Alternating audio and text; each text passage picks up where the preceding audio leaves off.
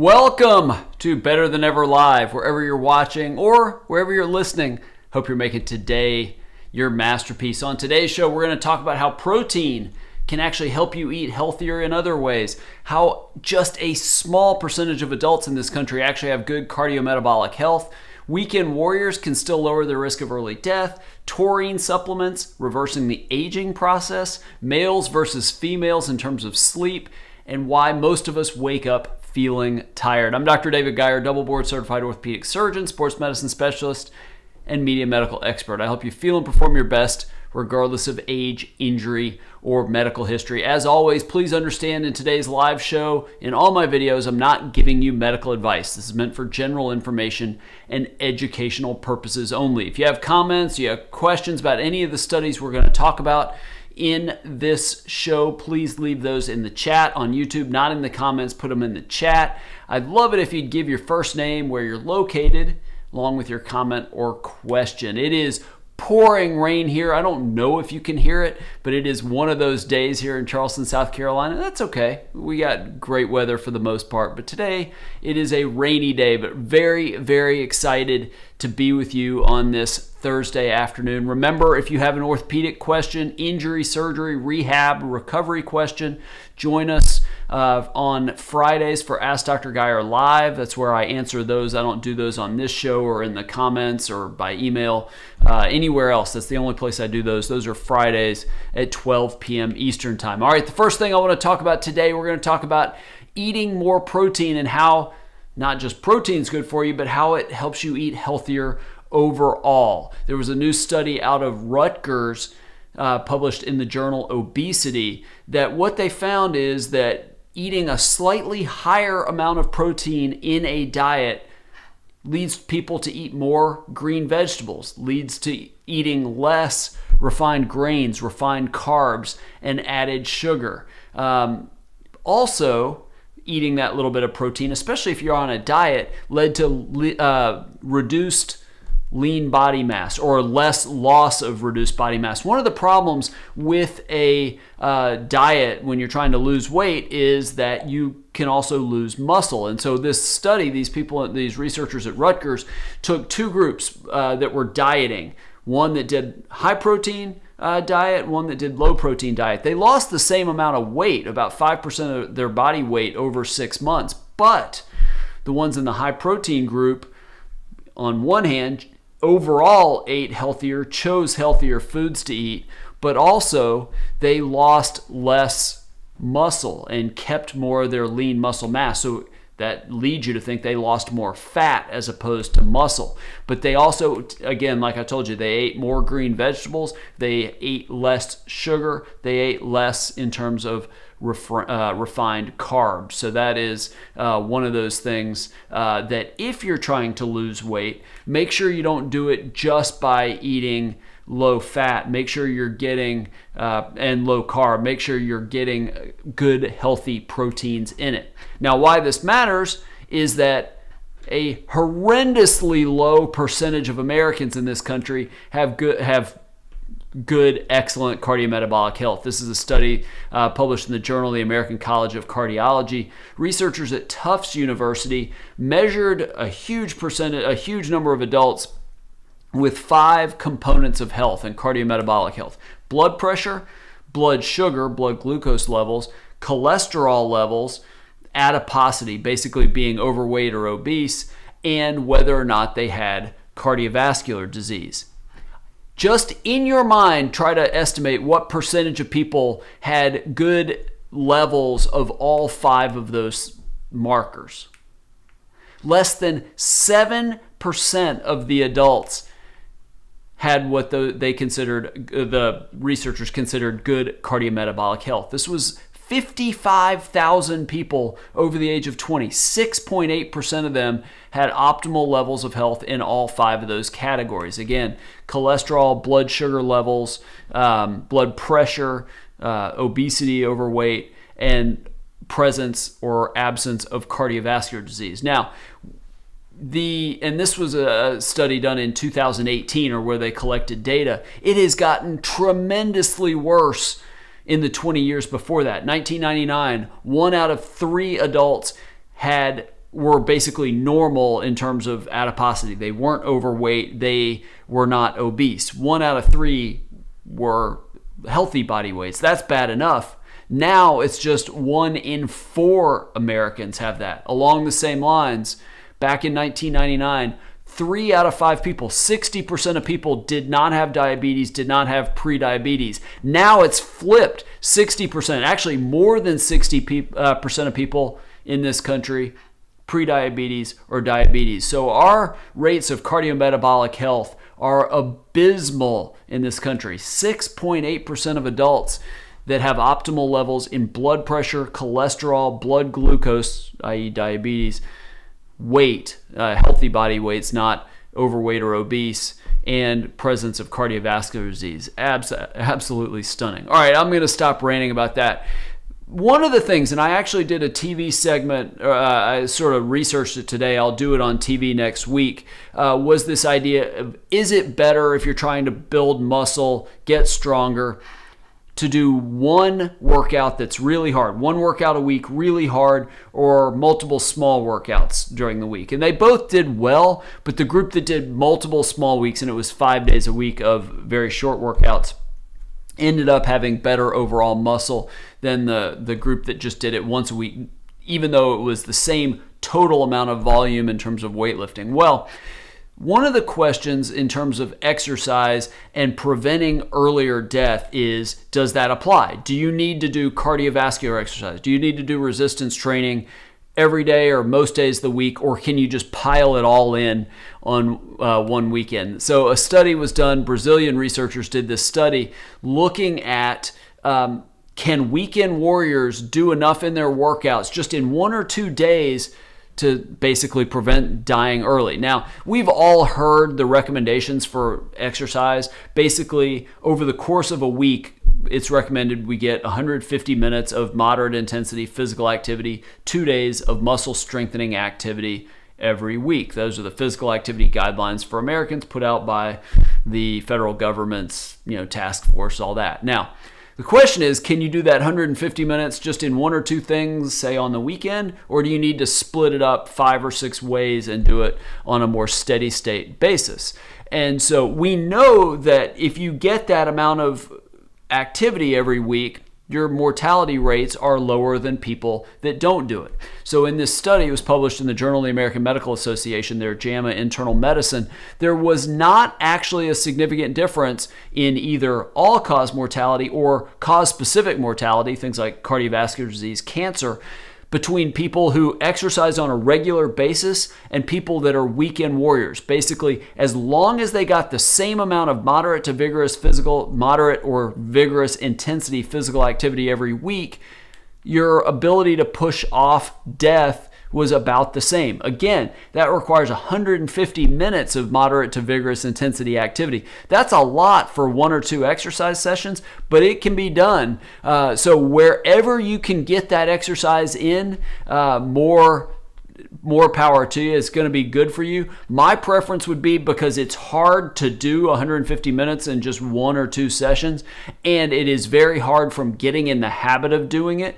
But if for some reason you work 80 or 100 hours during the week, but you have time on the weekends, that's certainly better than nothing. All right, speaking of the aging process, because this is obviously one of the things that I am really fascinated about. That's why I'm working in anti-aging and regenerative medicine now on the orthopedic side. There was a study, another study out of Brazil, the University of Sao Paulo, looked at the amino acid taurine and whether it can help us combat the aging process. Now, one of the things that is thought to be involved in why we get older is that as we have our metabolism and muscle breakdown and our normal producing food into energy and all that, all of our bodily processes create free radicals, these toxic byproducts, when we process oxygen, process food, and that those free radicals can do a lot of damage to the body, oxidative stress to a lot of structures in the body, and they stop various cells and parts of the body from functioning properly,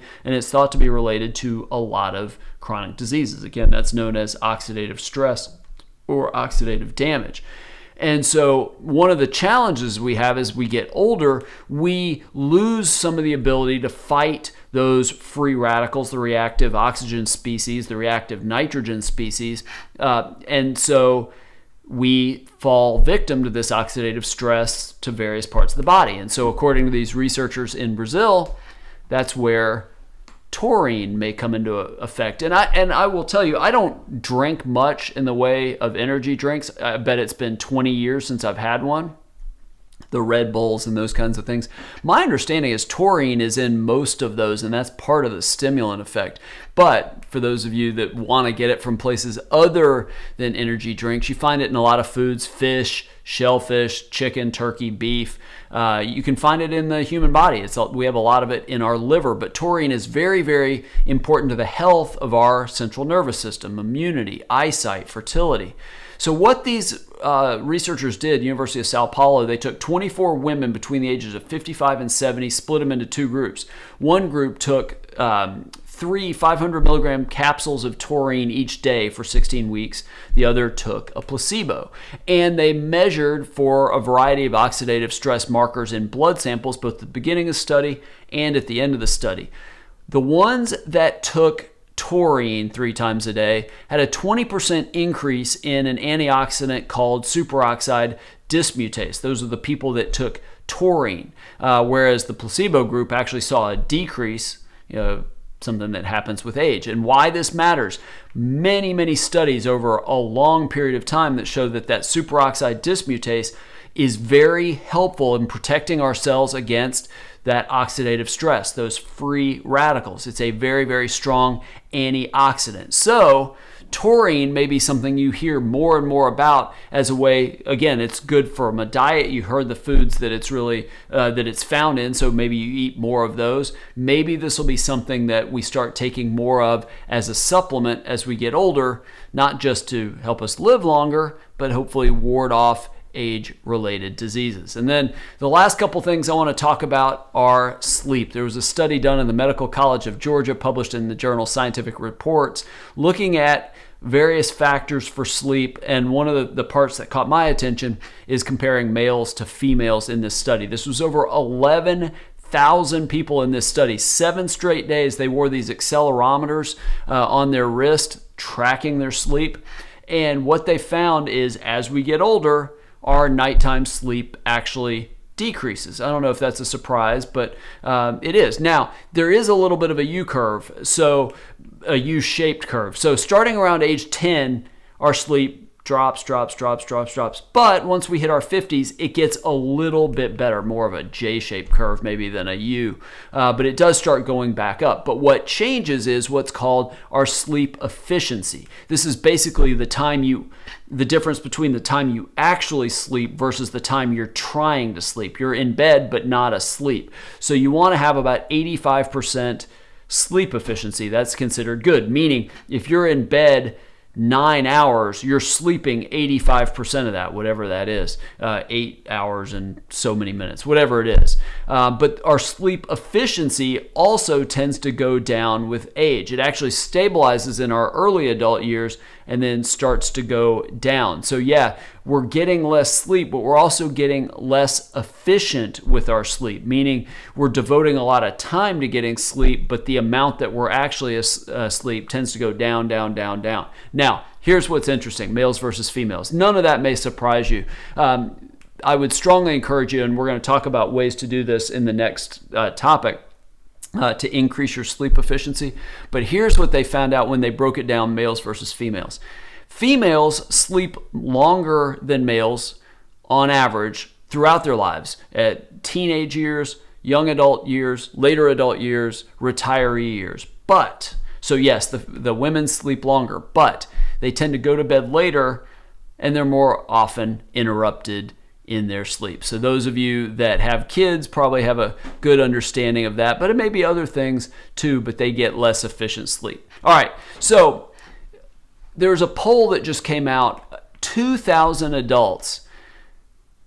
40% of them describe themselves as bad sleepers. 60% said, hey, I need to fix my nighttime routine. And this may be why so many of us wake up feeling tired. Well, why is that? Because there's a lot of reasons for tossing and turning in the middle of the night. And my issue, I've talked about it here before, I fall asleep great.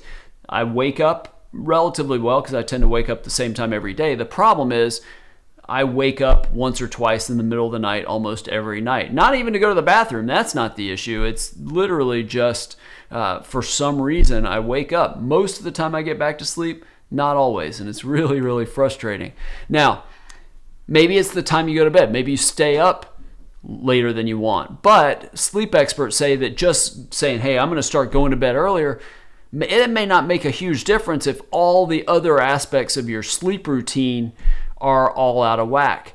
Only 24% of people say they actually sleep better when they go to sleep earlier. And summertime is one of the worst times for that because so many people, 30% of people say they can't go to sleep before 10 p.m. And then more than half of people say it has to be completely dark outside for them to fall asleep. Fortunately, I am not one of those people. Now, here are some interesting things that they found in this survey of 2,000 people. What people need to be able to sleep well, or let alone just fall asleep. 27% say they need to have all the doors locked before they go to bed. Now, I understand that, especially outdoor locks. I don't know about indoor locks. I'm surprised that's actually not a little bit higher. 1 in 5 need their room to be a certain temperature to fall asleep. I am definitely in that group. I like it cold to fall asleep. 1/3 say they can't fall asleep unless they brush their teeth first. I'm a little surprised that's not higher because I think most people brush their teeth. Well, I would hope most people brush their teeth before they go to bed.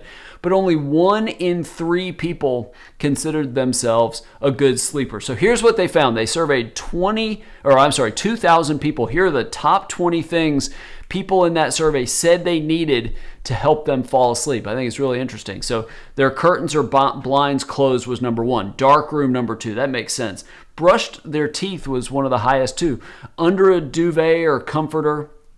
Doors locked, no lights on in the house. They had more than one pillow. I'm another one of those. Getting the temperature just right. Having the doors shut. I'm a little surprised that's as high as it is. Making sure there's no blinking lights like on a fire alarm or alarm clock. Windows shut. I would think that'd be higher. Turn off any unusual sounds like fans that are annoying. About a small percentage of people want their face washed before they go to bed. No noise. That they're prepped for the next morning. Some people have to watch TV before they go to bed. Some cannot have electronic devices nearby. Some have to shower before bed. Some have to put hand cream on. And last, a small percentage of people need to have their hair tied up before they go to sleep. Put back, whatever women do is typically women. So those are your things. If you struggle with sleep, are any of those things that you have to do before you go to sleep? All right, if you like videos like this, health, wellness, whether it's nutrition, sleep, exercise, diet, aging, longevity, make sure you subscribe to the show. Click the bell to be notified when you'll get a notification either when I release a new video or start a new live stream. Also, check out Better Than Ever Live, the podcast, wherever you get your podcasts. If you can't be here live, you can follow our latest topics. I tend to drop those the next day, so in this case, it'll be Friday morning. Also, if you do have an orthopedic injury, I still, even though I do more anti-aging and regenerative medicine now, I still do orthopedic surgery or orthopedics and sports medicine. So I'd love to help if you want to see me as a patient. I see patients in Charleston, South Carolina, and the link to my website, Dr. David Geier, is in the description below this video. Go to my website, fill out the contact form, and that will get directly to me. Remember, Ask Dr. Geier live on Fridays. That's where I answer orthopedic questions. And I would love it if you'd tell other people about this show. The more the merrier, the better the comments, all of that kind of good stuff. I hope you have a fantastic rest of your week and weekend, and I will see you very soon. Have a great night, and I will talk to you later. Take care.